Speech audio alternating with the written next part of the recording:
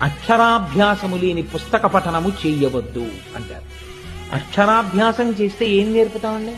మనం అక్షరాభ్యాసం చేస్తే ఓం నమ శివాయ సిద్ధం నమః అని రాయిస్తారు. అక్షరము అంటే నాశనము లేనిది. నాశనము లేని దాన్ని పట్టుకున్నవాడు నాశనము లేని స్థితికి వెళ్ళాలి.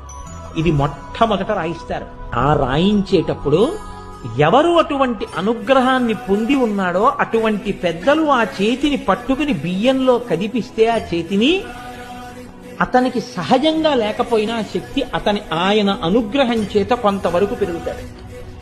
లేదా ఒక్కొక్కచో ఆయన కటాక్షం అలా ఉందనుకోండి, ఏమో పూర్ణమైనటువంటి స్థితిని పొందినా పొందొచ్చు సరస్వతి అనుగ్రహాన్ని. అక్షరాభ్యాసము లేని పుస్తక పఠనము చెయ్యవద్దు అంటారు. అక్షరాభ్యాసం చేస్తే ఏం నేర్పుతామండి?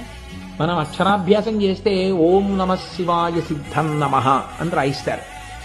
అక్షరము అంటే నాశనము లేనిది.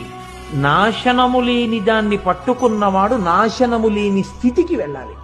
ఇది మొట్టమొదట రాయిస్తారు. ఆ రాయించేటప్పుడు ఎవరు అటువంటి అనుగ్రహాన్ని పొంది ఉన్నాడో అటువంటి పెద్దలు ఆ చేతిని పట్టుకుని బియ్యంలో కదిపిస్తే ఆ చేతిని అతనికి సహజంగా లేకపోయినా ఆ శక్తి ఆయన అనుగ్రహం చేత కొంతవరకు పెరుగుతాడు.